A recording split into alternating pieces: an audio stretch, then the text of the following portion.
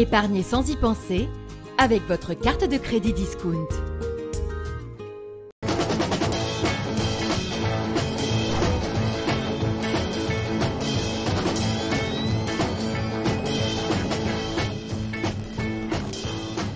Salut à tous, bienvenue chez vous. Revient ici à Tzfat, on est ravis, on est resté une semaine ici dans cet hôtel magnifique, Villa Galilée, un hôtel boutique génial sur la montagne ici en domine Tzfat, et on va avoir beaucoup d'images de Tzfat et on va parler de Tzfat avec nos chroniqueurs. Bonjour Raquel, ça va? Salut Stéphane. Content d'être là? Ouais. Sympa. Détente. Détente, hein. Johan? Toujours bien. Ouais. Ouais, au top. Toujours? Au bon air. Ouais, vous avez Au fait un petit soleil. sauna? Un petit sauna? Un petit Je sauna. me sens reposé Moi j'ai comme fait un ça. petit massage, un petit verre de vin, fromage. Sarah Guetta? Formidable, j'ai une guêpe qui me suit. On dit que c'est une neshama.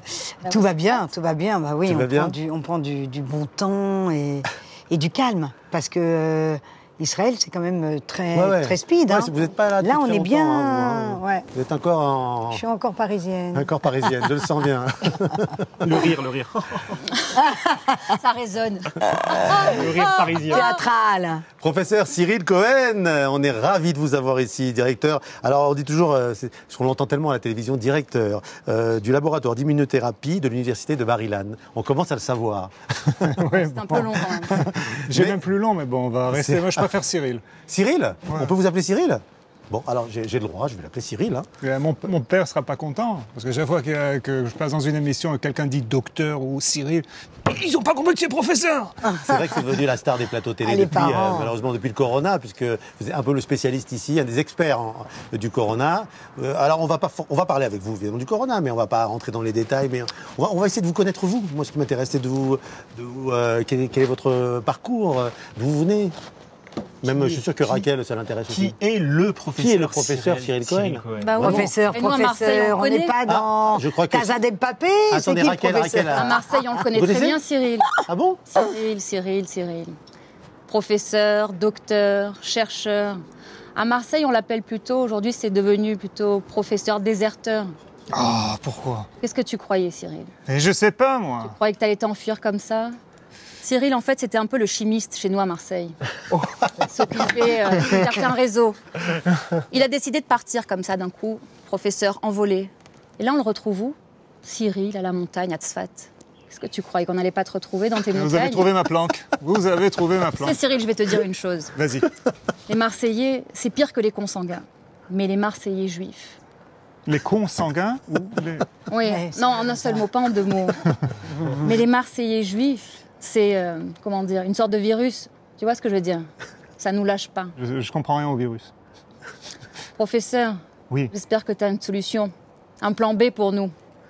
Pour quel problème? C'est ça la question. On en a plusieurs. Problème numéro 1, déjà à Marseille, on n'a plus personne. À la chimie, on n'a plus personne. Mais Tu non, nous as non, laissés. vous avez un grand professeur là-bas à Marseille. non Il y a Raoult qui a pris le relais. Un peu plus de cheveux. Oui, ben alors là, tu vois, Beaucoup j'ai plus, essayé. même. J'ai Mais il essayé. est très rock aussi, hein. Il paraît. Rock'n'roll. Il paraît. Mais Raquel, qu'est-ce que vous avez? Qu'est-ce qui vous prend? Il faut savoir que professeur Cyril, enfin chez nous on l'appelle juste professeur, il a déserté. Il s'occupait d'un certain réseau et du jour au lendemain, envolé. Réseau chimiste, ça veut dire quoi? Il est au courant, Cyril.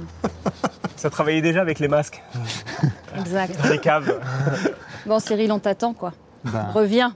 Mais tu n'y es plus, Non, on le toi. garde, on le garde. On le garde ici. Mais c'était une blague. Bah oui, là. on le garde ici. J'ai eu des propositions. Alors quel Ah, genre de voilà. proposition? Non, mais on va pas en parler. Non, c'est vrai, Non, c'est en off.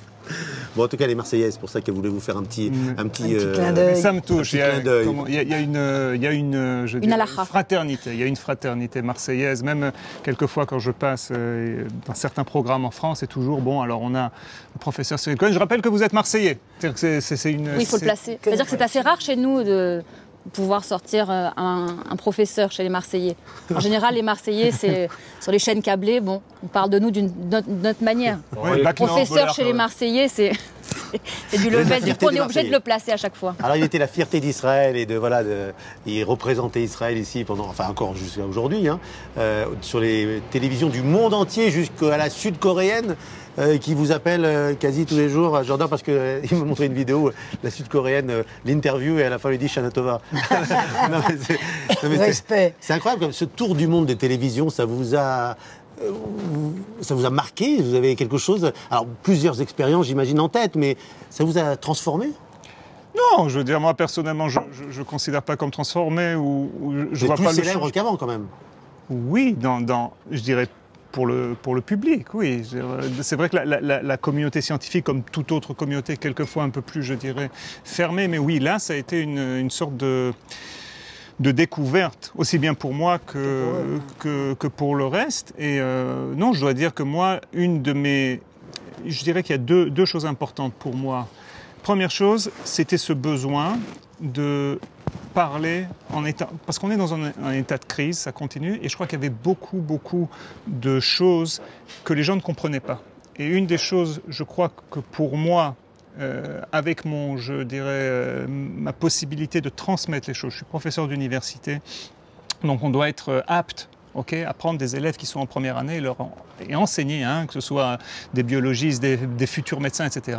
Donc c'est cette possibilité, ça c'est d'essayer d'aider. Faire déjà ce que tu sais faire. Il y a une qualité pédagogique. Voilà. C'est pas un professeur ennuyeux d'université. Moi je crois plutôt que c'est son côté marseillais pour le coup qui l'aide à avoir accès au peuple.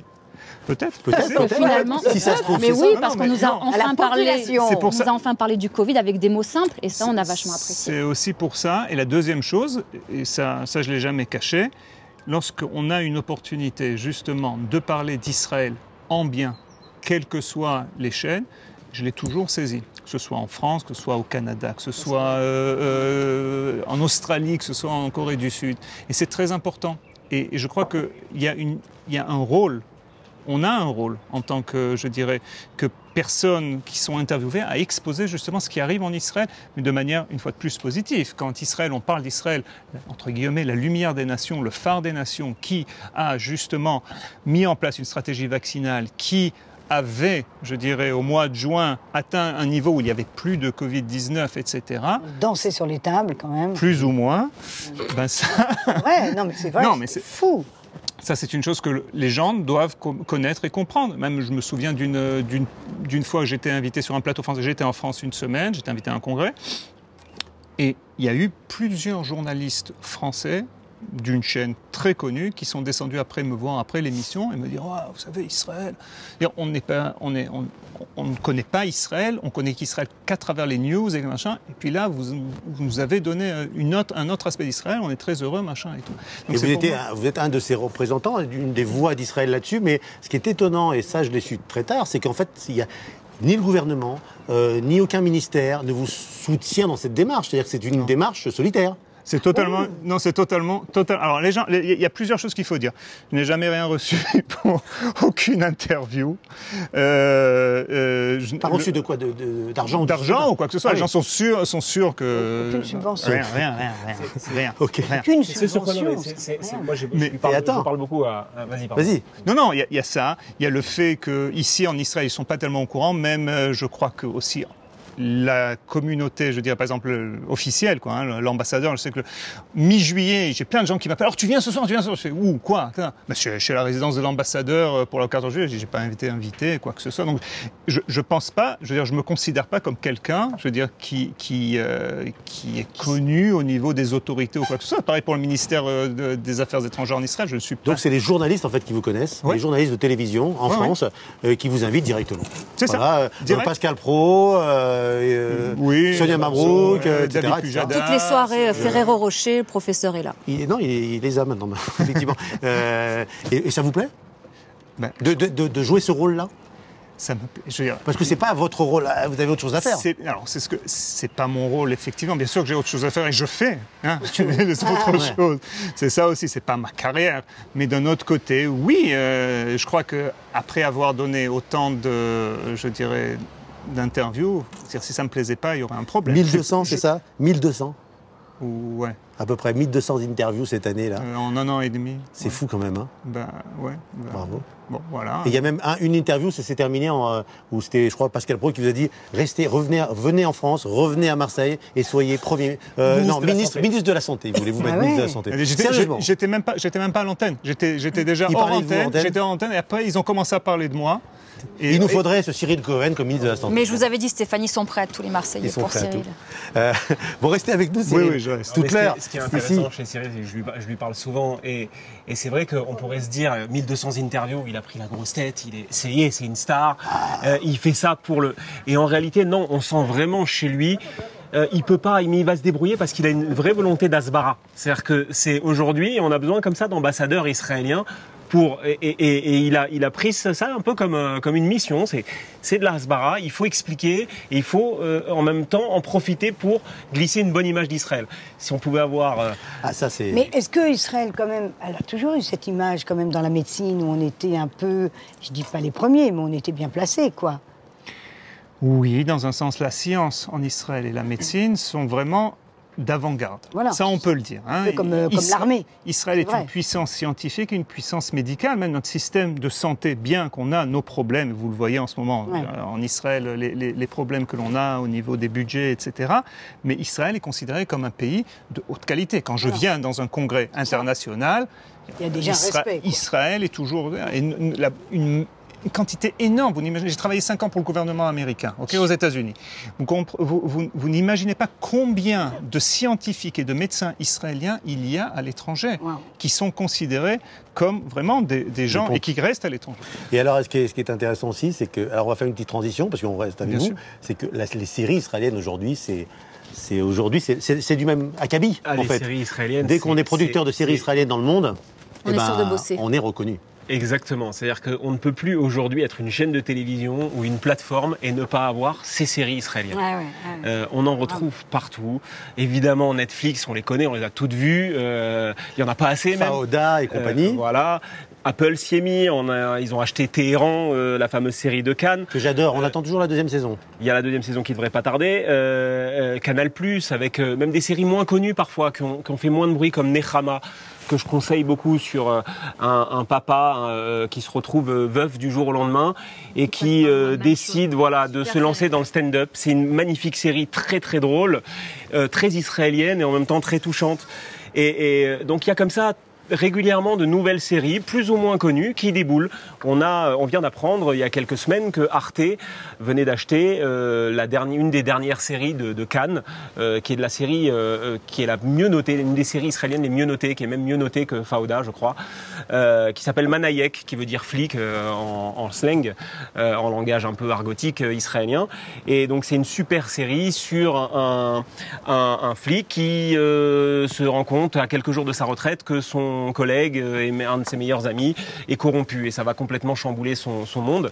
Et donc voilà, et en plus à chaque fois ce sont des séries qui sont très ancrées dans la société israélienne et la série israélienne n'est jamais meilleure que quand elle raconte ses problèmes intérieurs. On le voit dès qu'elle a essayé de sortir un petit peu de ses frontières, comme Hit and Run notamment. Hit and Run qui ne sera pas reconduit par contre, ou comme même qui était pourtant une très bonne série When Heroes Fly, Bishvila Giborim Afim, que la deuxième partie est beaucoup moins bonne parce que justement on s'éloigne un peu des problématiques israéliennes. Ça marche moins. Et donc on a comme ça une volonté d'aller chercher des sujets très profonds qui alimentent la société. Et on a une toute nouvelle plateforme qui s'appelle BrutX, une plateforme française qui elle aussi se lance dans les séries israéliennes. C'est des coupes de Brut, c'est ça ? Oui, c'est un dérivé de Brut. C'est une plateforme donc on peut avoir ici avec un VPN qui est payante mais gratuite sur les premières semaines. Et donc on peut y découvrir certaines séries israéliennes, une série notamment qui s'appelle Harem, qui parle d'une histoire vraie, c'est-à-dire une jeune fille qui se retrouve un petit peu prise sous l'emprise d'un gourou qui est marié avec 20 femmes.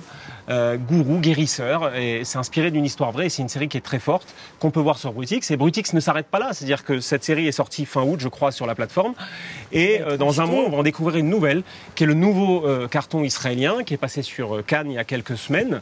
Est-ce que vous connaissez Tsachi Halevi ? Bah oui, bien sûr, vous connaissez Tsachi Halevi. Pourquoi ? Notre ami Tsachi Halevi, il a joué dans Fauda, évidemment. Voilà. J'ai eu la chance de le recevoir dans ma Mustang. Voilà.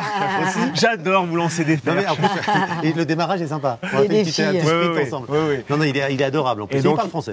Il parle bien français. Et il joue dans une super série qui s'appelle Ashotrim. Et donc, c'est une série qui se passe à Naharia. Et pareil, qui est inspirée d'une histoire vraie. C'est un flic Tel Avivi qui est un peu ambitieux, qui a même changé de nom de famille. Donc, vous voyez, il y a toujours des problématiques un petit peu particulières, qui s'appelait Sharabi et qui se fait appeler Chénave parce qu'il voulait un petit peu monter plus haut dans la police et que parfois changer de nom ça peut aider quand on passe de séfarade à ashkénaze par exemple.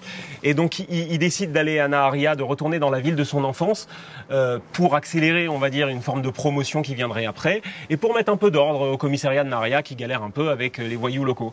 Et puis il va se rendre compte que la ville est tenue par un mafieux de 25 ans qui terrorise absolument toute la population et dont les flics eux-mêmes sont absolument terrorisés, n'arrivent pas à combattre. Donc il va essayer de mettre un peu d'ordre et puis bien sûr il y a quelques démons qui vont revenir, il va aller un peu loin et donc c'est une série très forte, une vraie histoire également, inspirée d'une vraie histoire. Voilà, donc c'est ça aussi, c'est une série qui va débouler sur Brutix. On a comme ça régulièrement, je vous en sors parler je vais vous donner notamment des astuces pour découvrir ces séries parce que c'est bien. Parfois, c'est sur des plateformes françaises. Mais on peut aussi, et c'est un bon exercice pour l'hébreu, aller les découvrir sur les sites israéliens. Puisqu'il n'y a pas de plateforme exactement en Israël. Ouais, c'est ça. Mais on peut aller sur Mako. On peut aller sur le site de Cannes et vous avez toutes les séries. C'est gratuit. Vous pouvez les revoir. Ah ouais. Elles sont en hébreu, sous-titrées en hébreu. Donc c'est un exercice. C'est pas toujours évident de tout comprendre. Pour les Olim. Mais c'est pas mal pour les Olim. Donc on a les versions françaises sur les plateformes françaises et puis les versions hébreux. Si on veut pas attendre, si on veut que ce rythme. Merci beaucoup, Johan. Parce qu'il passe avant évidemment. Bien sûr, il y a souvent presque un an de décalage. Cyril, vous regardez les séries? Vous avez le temps? J'ai pas trop le temps. C'est pas trop série. J'ai pas trop le temps, mais quelquefois une bonne série, oui. Vous regardez la télé? Vous regardez la télé? J'ai pas trop le temps. Vous regardez pas Bienvenue chez vous à la maison tranquillement? Ça, c'est mon émission préférée. Ah, voilà. Un scoop, on le sait maintenant. Merci, Johan. Sarah Guetta. Alors, qu'est-ce que ça vous inspire Sfat. Ouais. Voilà, Sfat, ça m'inspire évidemment la Kabbale. Tout ce qui est un peu mystique en fait et dont le Zohar et ça s'associe bien à ma chronique qui est évidemment sur les cheveux. Pourquoi les femmes juives se couvrent la tête? Pourquoi la perruque? Ce qui est vraiment pas facile. C'est pas facile pour une femme qui tout d'un coup cette belle chevelure doit être cachée et voilà, c'est une vraie volonté, quoi. Et cette volonté, pourquoi? Parce qu'en fait, l'énergie, elle est. On dit que l'homme, c'est un tiroir d'énergie et de lumière, et que la femme est son récipient. En fait, c'est la malchoute. Et donc, le fait que ces deux, l'homme et la femme s'accouplent, eh ben, ils ne font qu'un.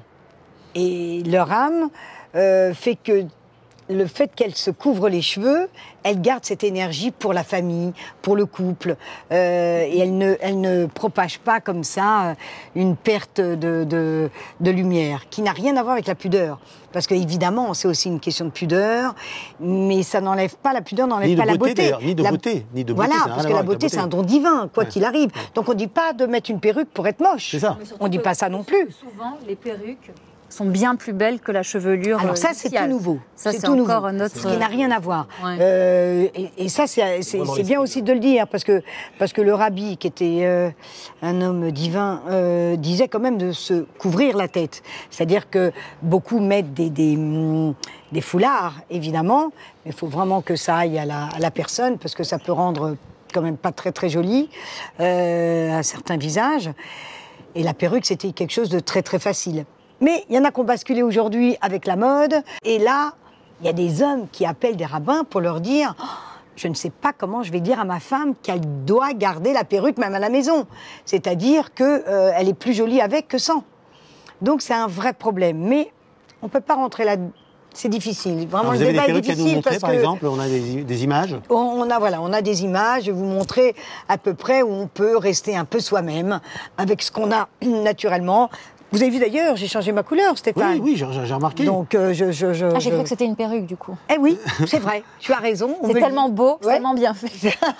On l'a dit aussi. Non, comme la dernière fois, j'ai dit que c'était les nouvelles tendances, je me les applique. Évidemment, sinon ça moi, je suis toujours coupé par Sarah. Ouais. Il m'a fait une petite coupe avant l'émission, très sympa. Voilà, exactement. Donc, voilà, si on a... Il faudrait que vous vous occupiez de Cyril maintenant. Non, mais je crois que j'ai plus de problème. Ah, Cyril, ça va... Non, il les a réglés. Il les a réglés. Mais Voilà, vous aviez aussi, enfin, je veux dire, est-ce que... Non, je veux dire, on sait déjà, même de la Torah, on voit par exemple lorsque une femme, on sait que cette pratique, justement, de se couvrir la tête est assez ancienne. On voit que, par exemple, lorsqu'une femme est suspectée, on appelle Isha Sota, une femme est suspectée d'avoir trompé peut-être son mari. Et on doit l'amener chez le Kohen, il est écrit, le Kohen lui découvrira la tête, Ufara et Rocha. De là, on comprend qu'elle avait la tête couverte. Et donc c'est un truc qui est vraiment très ancien. Ah ouais, c'est très, très profond surtout. Il y a des perruques aussi pour malheureusement tout ce qui est santé, évidemment. Je rappelle que vous luttez aussi évidemment contre le cancer. Vous avez une autre casquette. C'est ma casquette principale. Je suis président de l'association de recherche contre le cancer en Israël. Ouais. Et puis mon laboratoire, qui est un laboratoire d'immunologie qui travaille sur le système immunitaire. Beaucoup de nos recherches sont évidemment orientées comment manipuler le système immunitaire pour justement éviter la chimio et avoir des traitements où c'est le système immunitaire du patient qui arrive à vaincre le cancer. Mais c'est vrai que quand on n'a pas cette possibilité, le cheveu est hyper important dans le moral. Bien sûr. C'est-à-dire que... C'est notre image. C'est l'image. C'est notre image. Merci beaucoup. Voilà. Merci sur ce projecteur sur les perruques. Alors, on avait parlé, on va passer... un autre sujet. Ouais. C'était la full moon la fois dernière, vous vous rappelez? Mais oui. Et vous vous rappelez? Mais c'est pas tombé dans l'oreille d'un sourd. Vous savez que toute l'équipe attendait la full moon. Et qu'est-ce qui s'est passé? On y était. Et qu'est-ce qui s'est passé? Dans cet hôtel même, le Villa Galilée, là, ici, à 6h du matin, il y a eu la queue devant la chambre de Sarah Guetta pour se faire couper les cheveux. Parce que paraît-il que si on coupe les cheveux à la full moon, entre la nouvelle et la pleine lune, ça pousse plus vite. Et vous savez quoi? Elle l'a fait, regardez.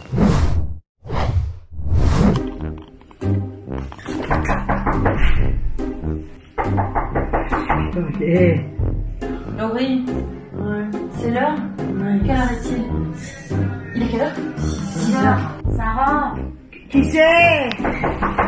C'est la full moon. Sarah, c'est nous. Sarah, quelle heure il est?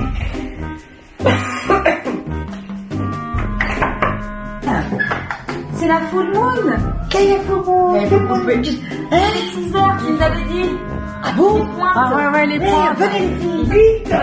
Faites pas mes ciseaux. Première. Elle fait combien? Un, deux, trois. On attaque. Hop. Un petit coup de pointe. Je vous jure que vous allez le kiffer. Hop, les ciseaux, toujours d'attaque, hop, une petite pointe, même une petite pointe, t'inquiète pas. Ça va tout repousser, là. Tout va repousser. Voilà, génial. Regarde, tu peux même le garder dans un album. Allez, une petite mèche. Oh, c'est un sacrifice. Par contre, ma mère m'avait toujours dit ne coupe jamais tes cheveux. Elle a vraiment coupé. C'est un petit sacrifice. Un tout petit sacrifice. Regardez, mais c'est rien les filles. Oh là là. Regarde.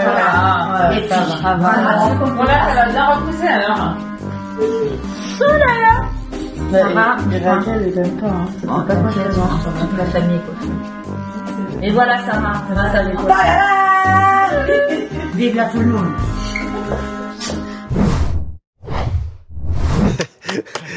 C'était sympa, du coup, ça a vachement bien marché. Raquel, il ne vous reste plus rien. Vous avez vraiment coupé les cheveux. Hein. Ah ouais, vraiment. Non, mais moi, j'y tenais. Moi, je voulais vérifier. J'étais open. Les mots de Sarah. Ben moi, c'est moi qui ai réveillé tout le monde. J'étais la première. J'ai dit, je prends mon tour. Bon, Cyril, vous restez avec nous? Ouais. Allez, on enchaîne. On fait une petite pause pour la publicité et puis on revient tout de suite. À tout de suite. Épargnez sans y penser avec votre carte de crédit Discount. A plus, A plus, A plus, A plus, publicité.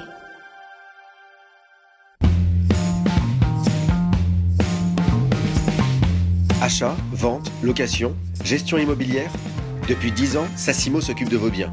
Alors contactez-nous.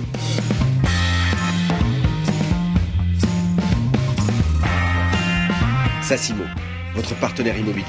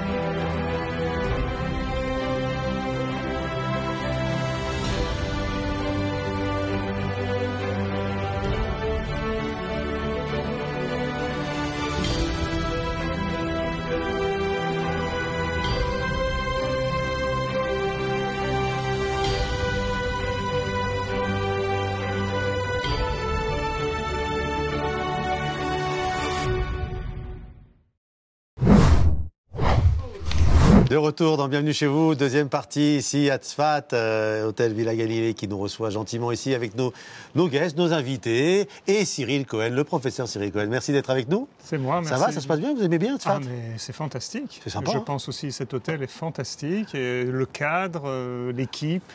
J'allais vous dire, ça vous sort un peu des plateaux de télé, mais bon... Ça me sort du labo, ça me sort du laboratoire. C'est ça. Donc c'est un plateau télé un peu exceptionnel, on va dire un peu. Non mais c'est très très agréable. C'est sympa. Très, très sympa. Marc Aviv, bonjour. Alors, docteur Marc Aviv, vétérinaire, mais on ne va pas parler d'animaux aujourd'hui. Non, on ne va pas d'animaux aujourd'hui. Non, c'est pas la peine.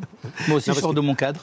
Vous sortez aussi de votre cadre. Et je vous ai demandé, parce que vous avez d'autres passions, d'autres connaissances, et notamment ceux des tzadikim qui sont ici enterrés à Tzfat. Et il y en a beaucoup. Il y a beaucoup à dire. Il y a beaucoup à dire, donc on va en quelques mots en parler. Yoel Torjman, bonjour. Bonjour. Tzfatien, donc vous venez d'arriver il y a 5 minutes, là. Oui, vous habitez à côté. De la vieille ville. De la vieille ville de Tzfat. Alors j'étais à votre rencontre la semaine dernière et j'ai trouvé ça très étonnant. Ce que vous faites, ça s'appelle en gros l'art-thérapie, soigner grâce à l'art. Mais alors là, vous allez nous l'expliquer, c'est un peu complexe tout de suite à comprendre, mais je suis sûr que vous allez le faire de manière limpide dans un instant. Un art de vivre. Et Johan Alibi est resté avec nous? Bah oui, j'ai vu des quipotes, des rabbins, moi je et puis c'est pas ça, vous allez nous présenter l'art. Vous allez voir racontez-moi une fabrication de talit. Exactement. Alors on est allé à la vieille ville et effectivement on a visité un endroit très particulier qui est le centre de la Kabbale et il y a également une fabrique de talit sur place et c'est là encore très dépaysant et très reposant et voilà, on a une reconnexion aussi spirituelle. Je vous invite à regarder, il y a de très belles images et c'est très inspirant. Allez, ça nous sort dans les rues de Tzfat, dans les petites ruelles de Tzfat et on va voir comment on fait comment on tisse des talit. Il y a un endroit incroyable, suivez-moi. Shachar, Shalom. Bevakasha. On a envie de savoir comment vous fabriquez vos talit ici. Echata oved po. Afshar lirot? Afshar leikanes? Viens ici, beau. Toda. Waouh. אתה עושה הכל עם היד שלך. עם הידיים והרגליים. כן. גם? גם עם הרגליים. Alors il travaille avec ses mains et avec ses pieds. Tous les talits, tout ce qui est fabriqué ici, c'est du travail à la main. זה עובד ככה. אני פותח מעבר עם הרגליים, שזה החלק של הרגליים, ואז עם הידיים אני זורק. אוקיי? מהדק. מחליף עם הרגליים ומהדק עוד פעם. ועוד פעם זורק.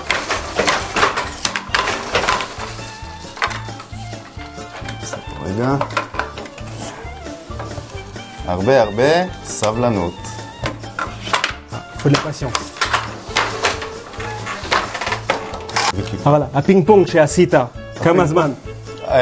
כל היום. כמה שעות? כל היום. וואו. 6 שעות, 7 שעות. Toute la journée le ping-pong là pour faire un talit. Et il lui faut 3-4 jours. C'est magnifique. כל הכבוד, תודה רבה. תודה שחר. Voilà, vous avez vu comment on fabrique un talit à la main. Bon, très bien, vous en avez pris un? Parce que je crois qu'ils ne sont pas donnés. Ils sont pas donnés, mais ils sont vraiment beaux, c'est très original. Et puis ça se décline sous toutes ses formes, parce que finalement un talit, c'est un vêtement de 4 coins avec des tzitzit. Et donc ils ont joué avec ça, et donc il y a plusieurs déclinaisons, plusieurs formes. C'est très, très sympa, vraiment. Vous êtes sensible au talit qu'on vient de voir? Ben oui, quand même. Ouais. Tous les jours, je suis sensible. Non, mais je crois qu'il y a de l'art au niveau du talit. Je veux dire, on le voit depuis plusieurs années en Israël. C'est plus juste le blanc ou juste le blanc avec des bandes noires ou bleues. Il y a des couleurs, d'autres. Il n'y a pas d'interdiction en fait là-dessus. Non, mais le côté, je crois que le côté esthétique, et je crois que Yoel Torjman pourra nous en parler. Ça fait partie de la Torah aussi dans la Kabbalah. Je veux dire, la manière d'apprécier la beauté. La seule interdiction qu'il peut y avoir, je crois, c'est d'avoir de représentation sur le talit, parce qu'on n'a pas le droit d'avoir de représentation dans une synagogue. Mais la variation de couleurs, il n'y a aucun problème. D'ailleurs, il y a des minagim, selon les villes, on avait des couleurs différentes, selon les pays. Donc sur ça, il n'y a pas de souci. Yoel. Le talit, on appelle le talit, mais en fait, l'essence du talit, c'est le tzitzit. Ouais. C'est les fils qui sont tissés. Et de manière exceptionnelle, donc c'est ce bleu trélette turquoise, vert-bleu, et qui est de manière absolument unique et vraiment spectaculaire. C'est la première mitzvah artistique commandée. Uritem, vous devrez observer, contempler, méditer cette couleur. Et ce tzitzit représente les 613 mitzvot de la Torah. Ça fait une bonne transition pour vous, là. Mais attendez, un petit mot quand même. Ils sont blancs aujourd'hui. Aujourd'hui, non, maintenant, ça fait déjà un peu plus d'un siècle qu'on a aussi retrouvé, d'après certaines écoles, le chilazon. Donc, bien sûr, les Mekoubalim, les Chassidim, dans des grandes écoles, le reprennent. Mais cette couleur-là de Trélet qui est exceptionnelle, c'est la couleur de la transition de la nuit au jour. Ah, d'accord. Donc, c'est ce bleu qui représente entre le noir et le gris. Voilà, et le gris et le vert. Un peu de turquoise, un peu de vert. Et celui qui veut méditer le lever du jour, il va découvrir que c'est justement la lumière qui apparaît. Et c'est un extrait de quel animal?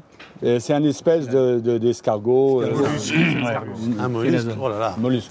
Alors, vous connaissez déjà le travail de Yoel Torjman. Est-ce que quelqu'un J'ai déjà entendu parler, effectivement. Il est très célèbre, évidemment. Le monde entier, de très loin, achète ses œuvres parce qu'il est peintre. Peintre, c'est bien ça? Vous le considérez comme peintre? Oui, un artiste. Et alors c'est là où c'est étonnant, c'est de l'art-thérapie, c'est-à-dire que vous aidez les gens à changer, en fait.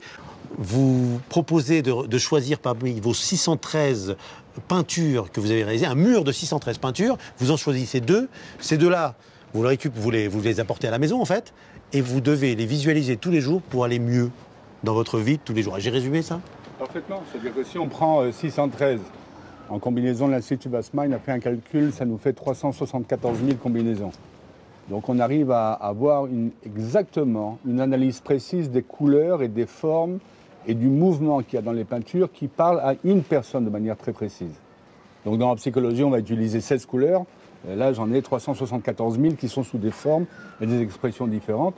Donc au lieu de traiter ce qui va se passer dans le stress et dans le corps, on va stresser ce qui passait dans la lumière, qui vient du cerveau et qui va maintenant donner la vie au corps. Intéressant? Ça vous parle? Oui, il y a beaucoup de choses qui me parlent, c'est très intéressant. C'est pas scientifique, c'est scientifique ou c'est pas scientifique? C'est en même temps spirituel et scientifique parce que 374 000 combinaisons de liens entre les 613 parties du corps et les 613 canaux de lumière qui vont donner vie au corps, on arrive à quelque chose d'extrêmement précis, c'est-à-dire que sur 3000 visiteurs, on a 99,9% de résultats exacts. Wow. Et puis c'est aussi kabbalistique, puisque le Ramak, Rabbi Moshe Cordovero, il a... Ça rejoint les neurosciences. C'est les couleurs du Ramak. C'est tout basé sur les couleurs du Ramak. Alors, on peut reprendre encore. Donc, vous peignez ces œuvres-là, presque en transe, on va dire. En général, c'est après des jours, des semaines, et des mois ou des années de méditation dans toutes les formes de nature, la mer, les montagnes, les jardins. Et quand je reviens, selon l'émotion spirituelle et l'étude, et puis la lecture des 613 mitzvot, je suis inspiré par la manière dont je vais exprimer ces couleurs. Donc c'est une expérience personnelle que je partage. Donc ces 613 expériences, comme dit ma jeune fille, elle me dit, écoute, finalement, tu as peint tes 613 états d'âme. Et les 613 états d'âme, ça couvre largement ce que quelqu'un peut vivre. Et derrière ça, on a automatiquement une identification avec quelqu'un d'autre. C'est-à-dire sur 374 000 combinaisons, c'est sûr qu'on va se trouver. Quand vous êtes venu, il y a une peinture qui vous tape dans l'œil et au cœur, que vous pouvez expliquer. Donc le Ramak qui dit qu'il y a une source pour chaque couleur et chaque forme de couleur par rapport à la source de l'âme spirituelle ou l'âme de la personne elle-même, et c'est ce qui va lui parler plus qu'autre chose. Parce que qu'est-ce qui nous fait vivre finalement quand on respire, À chaque neshima, à chaque respiration, on a de nouveau une injection de la neshama qui donne la vie. C'est pas automatique. Donc chaque respiration, neshima et neshama, ça vient de la même source, on va avoir une inspiration de vie qui va passer à travers nos 613 parties du corps. Ce qui va empêcher ou ce qui va créer peut-être des conséquences dans le cerveau d'abord, dans les pensées, dans le sommeil et dans le corps, c'est justement une mauvaise connexion. Les yeux, comme on a parlé tout à l'heure du tzitzit, Uritem, vous allez regarder, notre principal sens qui nous permet de communiquer, c'est ce qu'on voit. Donc pour l'Ar Sinaï, ils ont vu les voix. Ils ont vu des voix, c'est-à-dire le sens de l'ouïe et le sens de l'observation. Donc on va travailler justement par cette observation des couleurs qui va rééquilibrer les éléments à l'intérieur de la personne. Donc pendant un mois et demi, la personne elle va prendre 15 minutes, 14 minutes par jour pour justement explorer ce qu'elle ressent du côté négatif et du côté positif. Donc l'Institut Noesis en Europe, elle a fait le test sur des milliers de personnes. Les résultats sont surprenants et ça marche qu'avec ces tableaux-là. Les personnes arrivent avec une aide, toutes seules, à se concentrer et trouver à l'intérieur de chaque tableau, chaque jour, quelque chose d'imaginaire qui est neuf. Donc on va faire ce qu'on appelle en philosophie la créalité, c'est-à-dire qu'on va créer une nouvelle réalité de la vie qu'on a. Et on va régler les conflits. Quand on va régler les conflits au niveau lumière et spirituel, ça va automatiquement influencer sur le corps, sur le sommeil, sur les relations qu'on a avec les autres, sur le regard qu'on porte sur la vie. Et donc ce qu'on essaye de faire, c'est de donner tout simplement à la personne un outil où elle l'utilise toute seule, c'est-à-dire j'accompagne personne, il n'y a pas de thérapie, il n'y a pas de session, c'est une méditation personnelle face aux couleurs qui remplace ce qu'on devrait faire dans la nature. On devrait passer des heures dans la nature à méditer, à regarder le ciel, à regarder les arbres, à regarder les fleurs, à regarder les... On ne le fait plus aujourd'hui, donc l'art va servir d'intermédiaire, comme à l'époque du Mishkan, la plus grande création artistique qui existait, d'intermédiaire pour se connecter avec les couleurs, avec son être, se trouver en paix, se trouver en joie. Voilà un petit peu. Alors on voit justement à l'antenne en ce moment les différentes peintures, parmi les 613, voilà quelques-unes. Et on voit aussi là, sur le plateau, vous nous avez ramené quoi exactement, ce tableau? Alors ce tableau-là, il a servi justement au congrès des psychiatres américains pour ce qu'ils appellent à faire le pont entre l'imaginaire et la logique. Donc c'est ce qui crée le conflit chez les personnes. D'ailleurs c'est aussi le titre de mon livre, Le Bridge. Le pont. Le pont. D'ailleurs vous avez un projet aussi... d'exposer sur les ponts. D'exposer sur tous les ponts du monde. Voilà. Intéressant. Et puis la grande phrase célèbre de Rabbi Nachman de Breslev, la vie est un pont étroit qu'on doit traverser sans crainte. Donc si on enlève la crainte, on enlève le stress, on enlève la peur, on traverse le pont, la vie prend une couleur complètement différente. Donc il a servi ce tableau-là justement à analyser tous les psychiatres qui étaient assis avec ce tableau-là. Et je leur ai donné à repeindre le tableau. Et chacun a découvert une partie de son enfance, une partie de ses rêves, une partie de ce qu'il voudrait faire dans sa vie. Et à la fin de la session, tout le monde est sorti avec un sourire énorme sur le visage. On se sent bien, on se sent reposé, on se sent calme, on se sent en paix, on se sent en joie. Voilà ce qui s'est passé. Donc ce tableau s'appelle La liberté.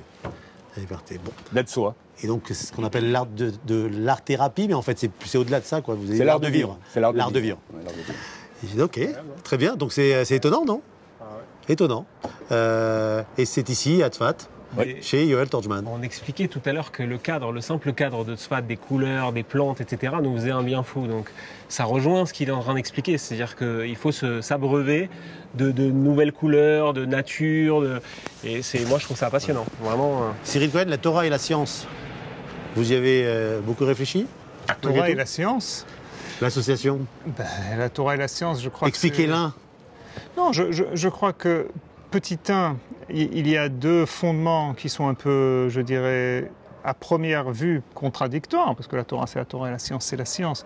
Mais d'un autre côté, je crois qu'il y a justement ce pont, ce gesher. Je vais pas rentrer, ça c'est mon appréciation personnelle, c'est mon avis personnel. Mais je crois qu'au bout du compte, il y a quelque chose qui est au-delà de la science. Je veux dire, même quand on voit, je veux dire, la science est juste un premier pas pour comprendre comment les choses marchent. Mais je crois qu'au-delà, il y a aussi une dimension qui est un peu plus complexe. On peut comprendre, par exemple, comment le système immunitaire marche, on peut faire des vaccins, etc. Mais il y a souvent, on peut le voir, des influences dont on n'est pas tellement au courant. On peut trouver après les mécanismes, mais dont on n'est pas au courant. Par exemple, le stress qui peut influencer votre système immunitaire ou toutes sortes de choses. Et donc c'est pour ça, je crois que, en fait, un esprit sain dans un corps sain, ça c'est une chose, je crois, qui est valable aussi bien au niveau de la science qu'au niveau de la Torah. Alors, on va faire une transition vers Marc Aviv. Ici, donc effectivement, il y en a eu ici de la Torah. Là, je crois qu'on a fait peut-être le début de la Kabbalah, quoi, avec ce qu'il vient de dire. Déjà, Tzfat, c'est vrai que qu'on avait dit, je crois que c'est une des quatre grandes villes saintes d'Israël. Et alors, bien sûr, quand on dit Tzfat, on parle déjà du Hari, le Hari Akadosh. Rappelez-nous en quelques mots, quand même. Rabbi Yitzhak Uri Ashkenazi, qui était quelqu'un qui est né en Israël, qui est né à Jérusalem, si je ne me trompe pas, qui est ensuite parti étudier... Quelle année la naissance en 1534.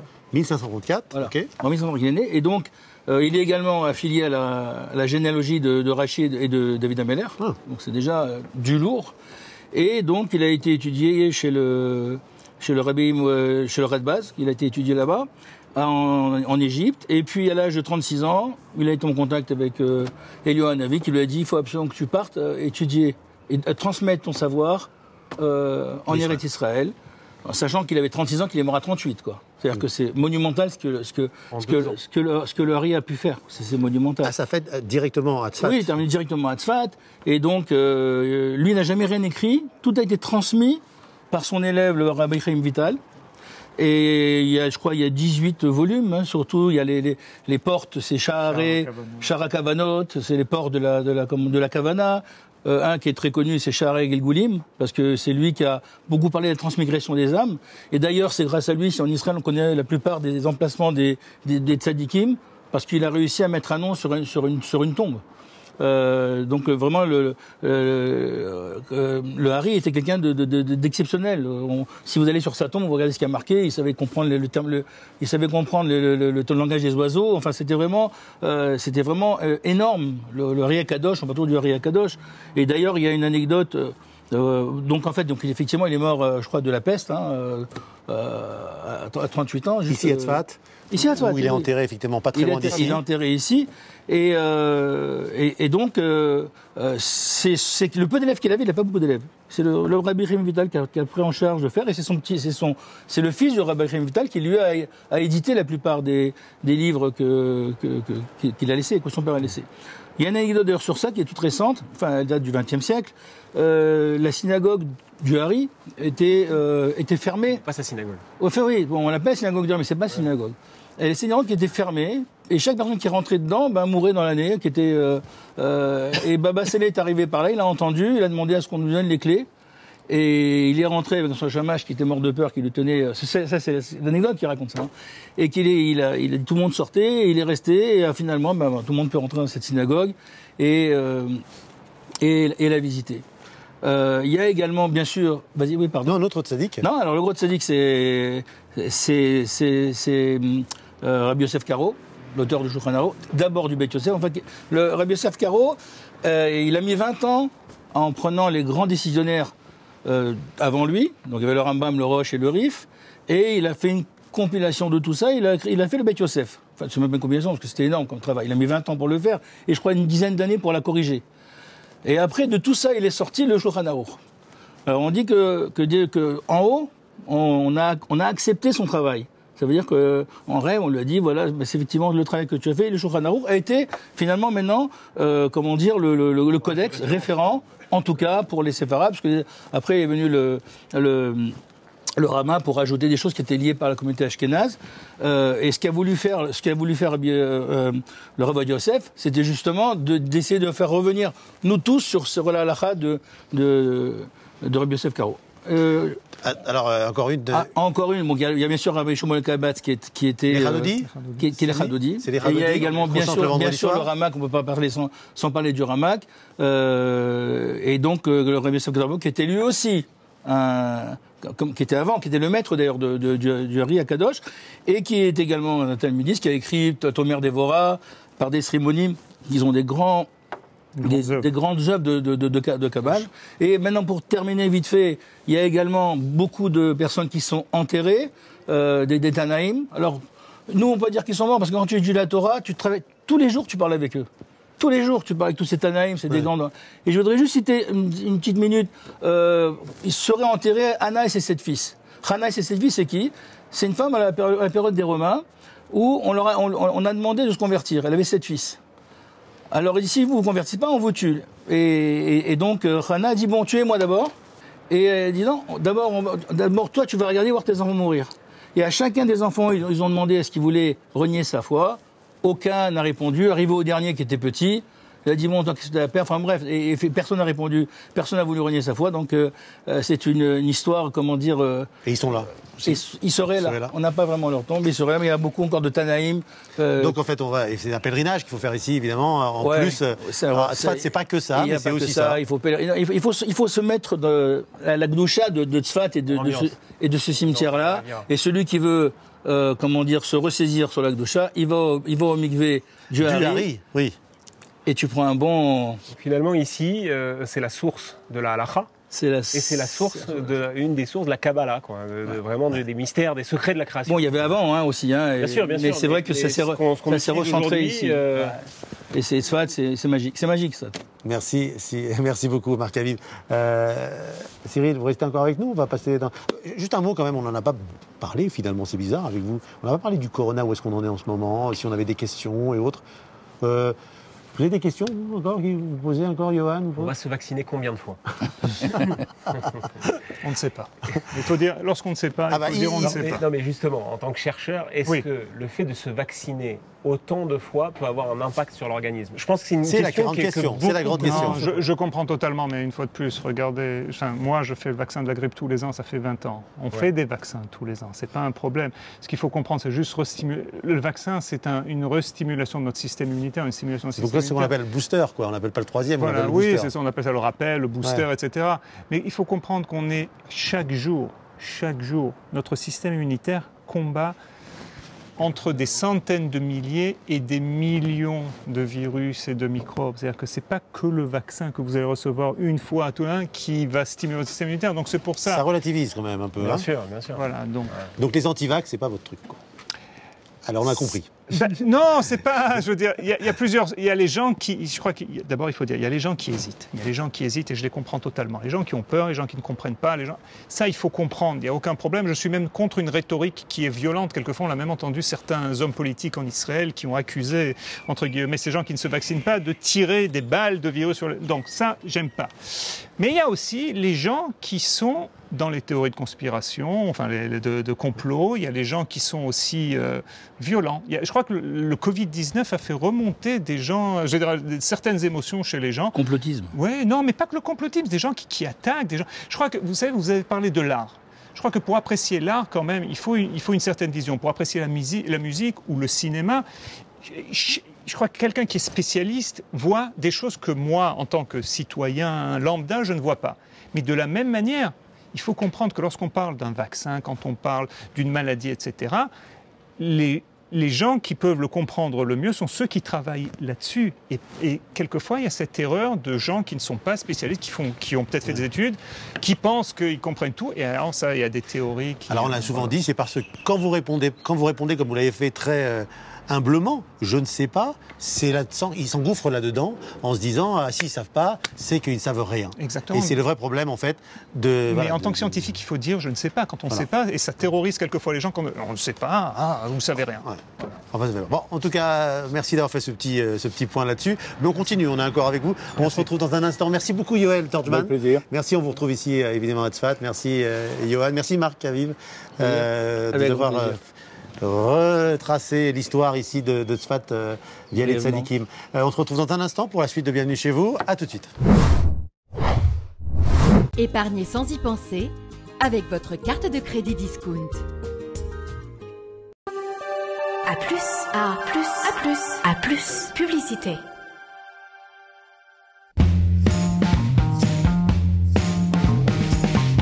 Achat, vente, location, gestion immobilière.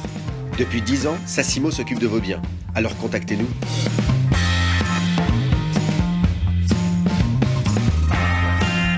Sassimo, votre partenaire immobilier.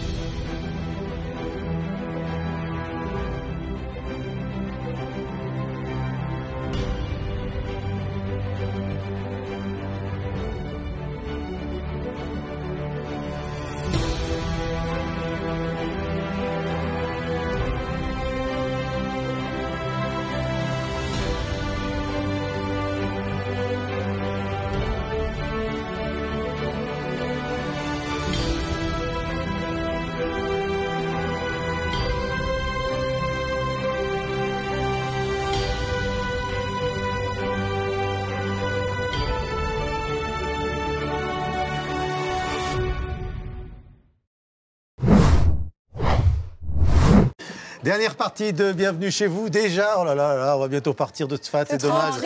Oh là là, j'étais on bien va partir là. d'ici. Non, moi je reste. Non, reste. Ah, cet hôtel boutique, Villa Galilée qui nous a accueillis, génial. Et on doit partir Week-end, déjà. C'est la fin. Les verres de vin, le fromage. Ouais. Bon, on tournera. Menu On gastro. reviendra. La Hein foule.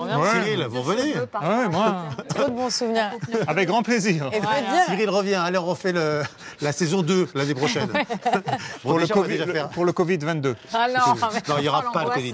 Non, Cyril, Cyril, on sait que l'année prochaine, il n'y aura pas le Covid. On est d'accord? Attention. La réponse? Je ne fais jamais de prédiction. Aïe. Bon, on saura peut-être ça. Ouais, en 2022. Non, c'est bon. Est-ce que vous nous conseillez d'acheter des masques en avance ou pas? Masques, gel, on fait une petite réserve on ou aura pas toujours ces masques-là? Non, je ne sais pas si on va toujours avoir besoin des masques, mais il y a des sociétés comme en Asie, je veux dire des pays qui utilisent les masques tout le temps, hein, je veux dire en hiver, dans ces saisons. Donc c'est pas... Mais ça vous embête pas, vous, Cyril, d'avoir le masque tout le temps? Nous, on n'en peut plus, quoi. Quand est-ce qu'on va s'arrêter? Je ne sais pas, une fois On de peut plus. plus. Et mettez-vous sur le nez, là, j'ai même pris Non, un non, PV. non, alors, J'ai même pris un PV, 500 shekels. J'étais en train de faire mes courses avec... comme ça, et le masque tombe. Je suis en train de faire mes courses chez un supermarché. les masques tombent. Le masque tombe là. J'ai pris le PV par 2 flics qui sont rentrés dans la boutique. C'est un virus respiratoire. Les gens qui mettent le masque juste sur la bouche, ça n'a aucun sens. Bon, ah ouais, c'est vrai. Expliquez-moi pourquoi d'ailleurs. Pourquoi? Parce que le virus, c'est un virus respiratoire. Donc il passe par le nez. Il passe par le nez. Mais Donc ça- on peut le On est recevoir. vacciné, on porte le masque. Oui, mais ça fait pas alors- double emploi. Oui, mais est-ce qu'on peut pas le donner par le nez? On peut aussi, Ah bon, d'accord. mais bien sûr. Ok, j'ai rien dit. Mais bien sûr. Mais c'est pas plutôt pour éviter les postillons? Alors, c'est pas seulement pour éviter les postillons qui eux aussi peuvent porter le virus. Mais il faut voir, il y a 2 côtés. Il y a le côté émetteur et le côté récepteur. Okay. Donc une fois de plus, ça n'a aucun sens de mettre le masque juste là. C'est sûr, surtout quand on a des lunettes, c'est plus confortable. Mais qu'est-ce que c'est dur quand même d'avoir le masque toute la journée. C'est quand même très très Non, je comprends, je suis entièrement d'accord moi-même. Ok, on va continuer alors. On va l'instant. continuer. On va continuer pour l'instant. non, moi je trouve que c'est sympa. Vous, c'est tendance, vous, Il y c'est a un looké, vous. côté- Tant que c'est looké, pour Laurie, ça passe. Non, bah alors déjà c'est looké, c'est sûr que c'est looké. Mais il y a un côté quand même où des fois on n'a pas envie de sourire, on n'a Oh pas là envie là. qu'on nous reconnaisse. Antipathique. C'est votre côté antipathique, ouais. On n'a pas envie d'avoir trop de proximité avec les gens, donc c'est pas mal le On masque a une aussi. distance. Ouais, mais bon, Il faut d'accord. voir les bons côtés en fait. Hein. Moi, je vois le mauvais côté où on voit plus les sourires Moi, des j'ai gens. envie de serrer dans les bras. Moi, ça, On voit plus les ça sourires. ça manque l'expression, le sourire, comprendre qu'est-ce qu'on a en face de nous, comment réagir, etc.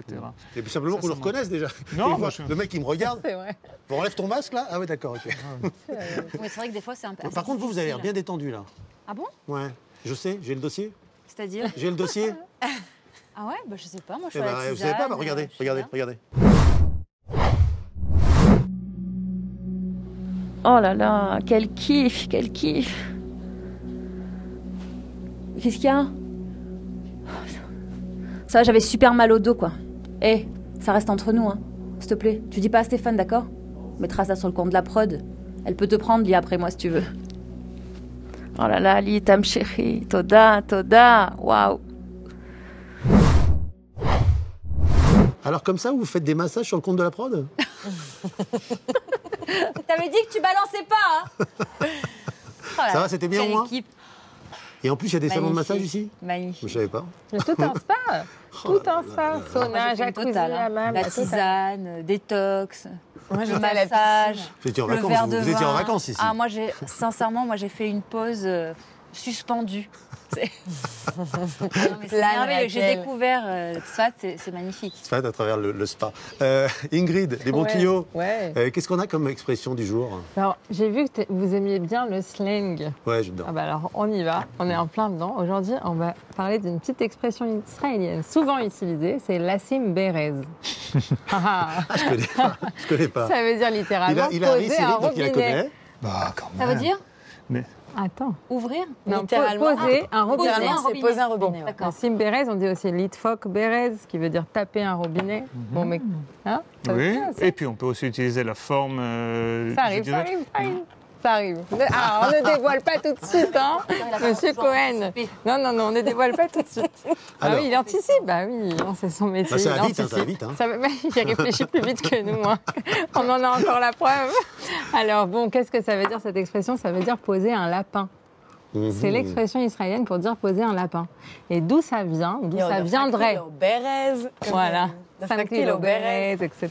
Ouais, exactement. Alors, ok. D'où ça viendrait? Alors, ça viendrait de l'arabe, du marocain, des Israéliens marocains qui ont ramené un mot avec eux qui est Brez, et brez qui veut dire s'enfuir. Brezli, ils disaient ça, les Marocains, quand ils sont arrivés en Israël, ça veut dire et bararli, ça m'est échappé des mains.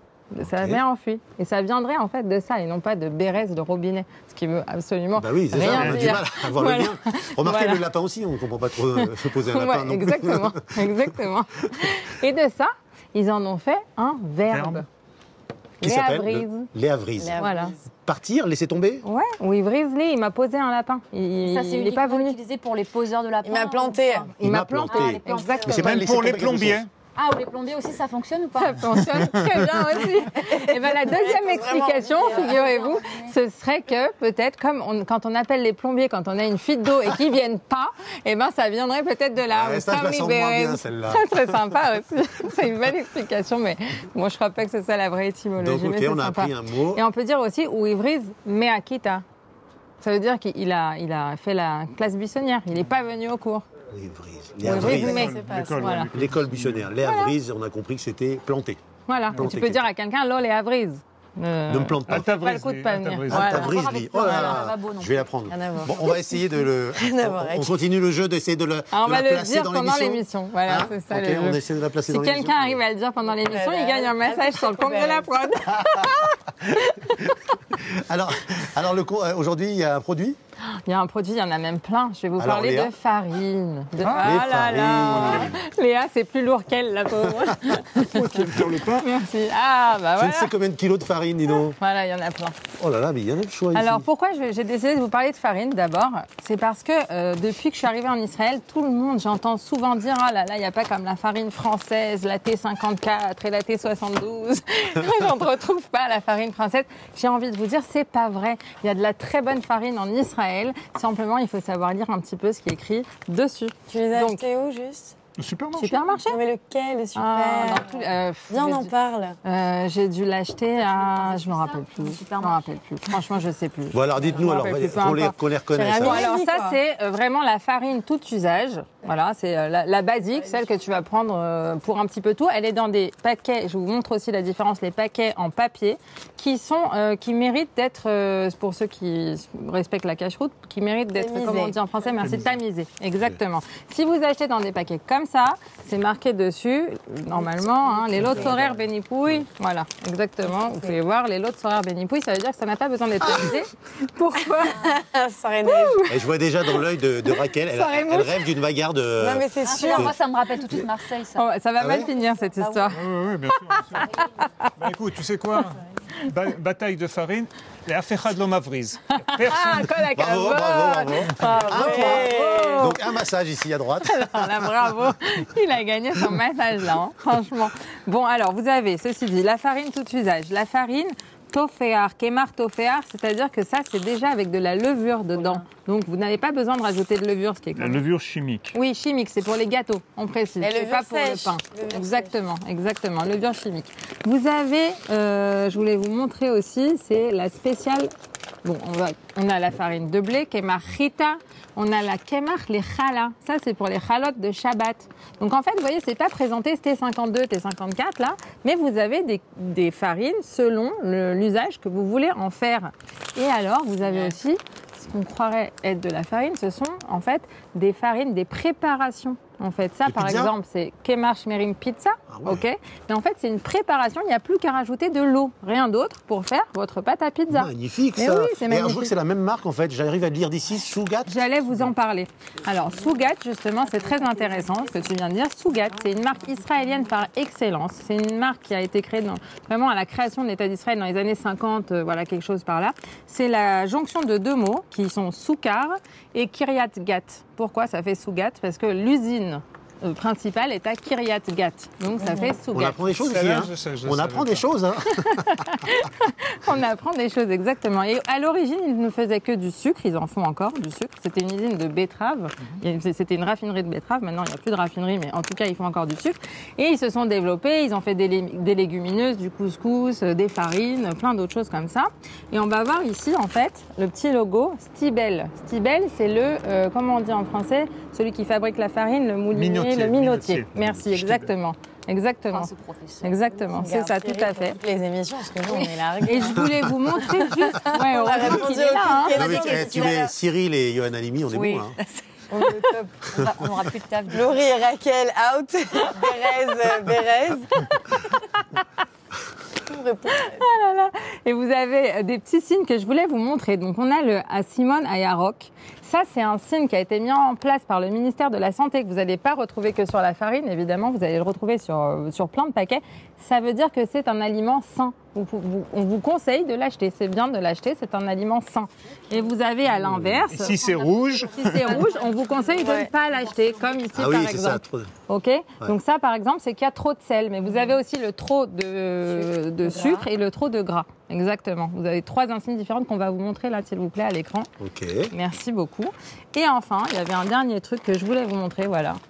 C'est ce petit signe ici qu'on va aussi vous montrer à l'écran. Ouais. Très important. Alors, je vois vous pouvez nous le lire? Meyutza, Israël. Ça veut dire Made in Israel. Et ça, c'est le signe produit d'Israël que vous allez retrouver si vous êtes comme moi, que vous aimez acheter des produits israéliens. Alors, vous pouvez chercher ce petit signe qui est mis en place par le ministère du Commerce et de l'Économie pour acheter israélien. Et ça valide la cacheroute ou pas?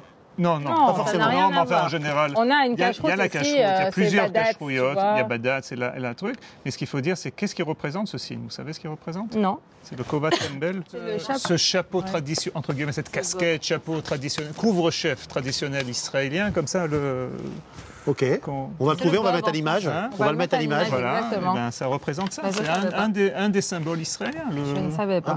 Comme qu'on voit souvent dans les kibbutz. Bien sûr, évidemment. Mais oui, celui de l'armée aussi. Voilà, exactement. Bien sûr. Celui pour Sacha. Dans le film. Voilà, donc c'est tout. Vous avez de la farine pour pâtes. Hein, voilà. Vous avez vraiment un petit peu de tout. N'hésitez pas. Alors, on m'a beaucoup demandé aussi. Ça, c'est la farine d'épeautre qui est marque Cosmine. Ah, c'est ça. Ça, c'est très bien aussi. Très à la mode. J'utilise énormément. Et vous avez... On a chiffon, voilà, la farine de seigle. Et lequel vous utiliseriez, vous, Moi, je les utilise tous parce que moi, j'aime beaucoup. Cuisiner? Ouais. Encore. En plus, il fait des cuisines. Alors, il joue du violon, du piano, de la guitare électrique. On en a eu la preuve hier, d'ailleurs. Il a joué de la guitare électrique avec nous au dîner. Et en plus, il cuisine. Génial. Voilà, donc moi, ça dépend. Par exemple, petite astuce que moi, quand je fais mes pitotes, je mets un huitième de farine de seigle. Je que c'est grave. Les pâtes, j'aime aussi faire des pâtes fraîches. Et vous utilisez toutes les farines? J'utilise toutes les farines. Voilà. Eh ben, dis donc. Bon, merci beaucoup. De rien. Il y a de quoi raconter. Tu vas regarder les paquets. Il y a plein d'autres marques, bien sûr. J'ai amené celle-là, mais il y en a plein d'autres. Non, c'est très bien. Merci beaucoup. Merci Ingrid, merci. Avec plaisir. Et on va pas partir comme ça, parce que vous avez fait aussi une balade. Vous avez eu le droit à votre balade dans Tzfat. Ah, mais tout à fait. Et vous avez visité un endroit magique. Oui. C'est superbe. Oui, tout à fait. Elle s'en rappelle plus. C'était juste hier. C'était hier. C'était les Hanoukiot, rappelez-vous, un magasin. Mais bien sûr. Tout à fait. C'était hier. Écoute, je crois que c'était avant ou après le magasin où on a un peu bu du vin. Ah, c'est ça. Vous vous rappelez de rentrer dans une boutique où ils faisaient des belles choses. Non, mais c'était carrément une galerie d'art, là. C'était une galerie d'art. On va regarder. Mais bien sûr, on regarde. Extraordinaire. Alors, on se trouve dans la vieille ville de Tzfat, ville sainte, où on m'a dit qu'il se trouvait un artisan qui fait des pièces uniques en son genre, qu'on va aller voir de suite. Bonjour, salut Meir. Bonjour Ingrid. Enchantée. Alors, on m'a dit qu'ici, vous faisiez des pièces uniques en son genre. Oui, tout à fait. Alors, l'artiste, son nom c'est Efim Levin. C'est un artiste qui est venu d'Ukraine. Tout est complètement fait à la main. Si on fait attention, on va voir que chaque feuille est différente. Il n'y a pas deux feuilles qui sont identiques parce que chacune a été coupée à la main, soudée et gravée à la main. Vous savez, Meir, qu'on m'appelle Ingrid les bons tuyaux. Alors là, je pense que je tiens un bon tuyau. Venez visiter Sarah's Tent dans les rues de Tzfat. C'est vraiment le bon plan. Alors là, on est vraiment sur un travail d'orfèvre. On le voit travailler avec son chalumeau, c'est incroyable. Et Kim, Toda Rabba, Toda. Et vraiment, moi qui aime les choses incroyables, on a visité quelque chose de Chaval à la Zman. Magnifique. C'est bientôt Hanouka, voilà. C'est bientôt Hanouka et franchement, vraiment, c'était de alors, c'est laquelle la farine pour faire les beignets? Pour faire les beignets, je prends la Rav Tavlinim. perso. Rav Tachlitit. Rav Tachlitit. Mais moi, je prendrais même celle des Chalot. Aucun rapport. Ah, d'accord, petit secret. Ok. On a le secret On du reparle. professeur. Et on a le droit à une petite bataille de farine? Bah ouais, vas-y. Allez-y, lancez, vas-y, je suis là. Ah, il n'a pas explosé, bravo. Il Et celui-là, l'a alors Mais toi, t'es pas prête. Non. Oh là là. Ah, Mais enfin. Franchement, c'est Heureusement, léger, les et gars. heureusement que je porte du blanc. Hein. Heureusement. Laurie, c'est à vous. Alors, la chronique Louquet. C'est bienvenue chez vous, je vous l'ai dit plusieurs fois. Quoi, bienvenue chez vous? C'est à vous, c'est notre émission. Non, c'est à vous. Oh là là, vous faites la blague à chaque fois, quoi. C'est-à-dire, à chaque fois, vous allez faire la blague. Donc, bienvenue chez vous, allez-y. Ok, aujourd'hui, c'est une chronique décontractée. Ah, je sais de quoi vous allez nous parler. C'est la Friday Wear. C'est le Casual Friday. Le Casual Friday. C'est comment s'habiller, en fait, comment s'habiller vendredi. Voilà, ici, en Israël. Sympa. C'est Vendredi intéressant. matin, c'est le début du week-end, en fait. On ne sait jamais comment s'habiller. Si, on sait comment s'habiller. Enfin, en Israël, je pense pas qu'on avait problème pour s'habiller parce qu'on se prend pas trop la tête. C'est ça le truc, en fait. C'est qu'on est vite tongs et short, quoi. Ouais. Est-ce qu'on a raison? Déjà, oui, on a raison. Enfin, pas toujours. Hein. Moi, je voudrais demander au professeur, est-ce qu'il Cyril, faut vous être à êtes l'aise comment dans ses vendredi? habits? Pourquoi pas? Vendredi, vous habillez comment, vendredi? Costume cravate. Non, je parle du matin. Maintenant, il met un tablier à part. Vendredi matin. En fait, on parle du vendredi matin, du début du week-end. Ce moment un peu de transition. Le dimanche matin, quoi. Je travaille. Ouais, bah oui, non, mais c'est pas les possible. chalotes, vous les faites quand, du coup?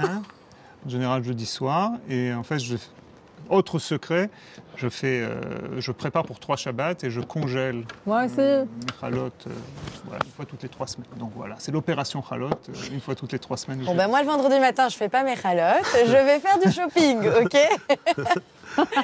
Et donc, en fait, de quoi on parlait? Oui, des contractions. Comment on s'habille, le vendredi? Le style, le dimanche de France, quoi. Le dimanche matin de France, quoi. Ouais, le dimanche matin de France, le vendredi matin d'Israël, on s'habille en toute détente. En fait, avec Raquel, on parlait des balances, en fait, qu'il faut faire dans le look. Parce qu'on peut pas être trop chargé, hein, Raquel? Non, on évite. Comme vous pouvez voir, nous, on est des filles très naturelles. Et c'est bien d'être naturelle, en fait. Pourquoi? Parce que...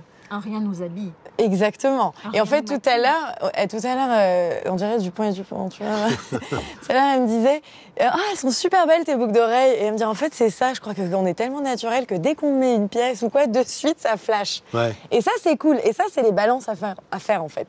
C'est-à-dire qu'on peut très bien ne pas être maquillé, mais porter une tenue très colorée. Du coup, on est sur une bonne balance. On peut très bien ne pas mettre de vernis, ou mettre du vernis, par exemple, comme Raquel. Montre tes mains, Raquel. Voilà. Mais mettre des bijoux. Vous voyez, tout est une question de balance. Donc en fait, le vendredi matin... Ma mère disait toujours, le décolleté, mais pas la mini-jupe. Exactement. Tu choisis ton camp. Tu peux pas boire et conduire, quoi. Exactement. L'un ou l'autre, bien sûr. Et donc le vendredi matin. Le vendredi matin, en général, moi, ce que je conseille, c'est toujours très looké de garder son sac à main de la veille, si on est sorti. Hein, donc, petit sac, je l'ai pas amené ici, désolé, mais il va s'afficher à l'écran. Ouais. Le petit sac de la veille avec, par exemple, un jogging, un gros sweat, quelque chose de très casual, comme ça. Et bon, aujourd'hui, j'ai fait exprès, justement, de mettre un t-shirt cool, quoi, blanc, t-shirt blanc. Que je conseille aussi, t-shirt blanc, très important, d'avoir toujours un t-shirt blanc dans son armoire. Blanc uni ou peu importe qu'il soit uni ou pas? Ouais, mais moi j'aime bien les messages, donc... J'ai compris votre message. Oui, elle communique. Elle recherche l'amour. Non, pas du tout. Profitez, vous êtes à la télé. On recherche tout ça. Petite annonce. Ça va être coupé, ouais. Peut-être, je sais pas. On verra. Continuez. Et en fait, qu'est-ce que je disais? Donc le vendredi matin, comment t-shirt blanc. T-shirt blanc. Ouais, le t-shirt blanc. Et là, j'ai cassé un peu avec des boucles d'oreilles un peu apprêtées, quoi, un peu flashy, un peu voyant. Un peu soirée, quoi. Un peu soirée. Ouais, voilà. Et le truc, en fait, c'est de garder les accessoires de la veille, rajouter des accessoires un peu sportwear du week-end, et puis ça vous fait un look casual Friday. Voilà. D'ailleurs, là, aujourd'hui, j'ai mis ma veste en cachemire de chez Citizen Cashmere, qui est une marque de cachemire 100%, et qui est hyper agréable. Pour les nuits de Tzfat, c'est parfait, ça. Ah ouais, non, mais là... C'est vrai, il commence à faire froid. Hier soir, au dîner, c'était parfait. On a remis la petite, moi j'ai remis. Et du coup, j'ai choisi le blanc, parce que le blanc, ça vous donnera toujours une bonne mine, contrairement à ce qu'on peut penser. Ah oui. Et le blanc en hiver, c'est très recommandé. Et ça fait très, vous savez, homogène, quoi. Ouais. Il fait frais, on est bien. Qu'est-ce que t'en penses? J'aime beaucoup. Bon, bah super. Voilà. Tu fais, je l'aime. Bon, et surtout, si vous n'êtes pas maquillé, J'adore ce mouvement de no make-up. Je sais pas si vous avez entendu parler. Non. C'est Alicia Keys qui a lancé ça. Ouais. Elle a décidé de plus se maquiller. Bah, elle nous facilite bien la vie. Ouais, franchement. Et donc, du coup, vendredi matin, c'est vrai que le no make-up, moi je pratique le no make-up. Pas aujourd'hui, parce qu'on n'est pas vendredi. Vous aussi. Non, sauf sur les plateaux télé quand même. Plateau télé, vous en avez du make-up. Comme nous tous. Hein. Quoi qu'il en soit, c'est très recommandé de laisser sa peau respirer. Ouais. Donc, comme le vendredi matin, on ne se maquille pas, ou on essaye de sortir faire ses courses de Shabbat, acheter ses farines, etc. sans maquillage, on utilise les grosses lunettes qui font que vous avez un look chic. Vous regardez pas les gens dans les yeux, vous faites vos courses, on vous reconnaît pas. Avec le masque, c'est parfait. Alors avec les masques, voilà. Et là, vous avez un vrai look Casual Friday. Allez, Shabbat Shalom. Merci Laurie. Voilà, c'est la fin de cette émission, on va se quitter. Oh là là. Ah, c'était bien quand même. Bon, on était là. On remercie, merci Cyril, merci Ingrid, merci Laurie, merci Raquel et toute l'équipe, évidemment, l'équipe technique que j'ai oublié de remercier la dernière fois. Cédric, on a qui? On a Gérard, on a Harry, on a Léa, on a Levana au maquillage, on a Cyril ici, et on a tout le monde en tout cas. Merci beaucoup. Et évidemment, l'hôtel boutique, la Villa Galilée, qui nous a vraiment bien reçus, ici à Tzfat. On vous conseille Tzfat, vraiment. Venez ici pour les week-ends, les vacances et même pourquoi pas y vivre. C'est très bien, c'est une jolie ville, très calme. Il fait un peu frais le soir, c'est très agréable d'ailleurs. On respire bien. Et on respire bien aussi. À très bientôt pour un prochain Bienvenue chez vous. Ailleurs, on sait où déjà, mais on vous garde la surprise. Ciao.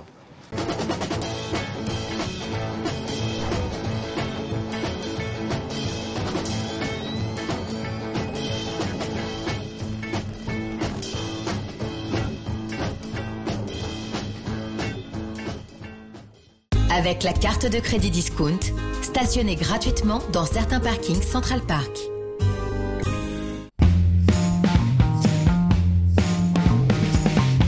Achat, vente, location, gestion immobilière. Depuis 10 ans, Sassimo s'occupe de vos biens. Alors contactez-nous.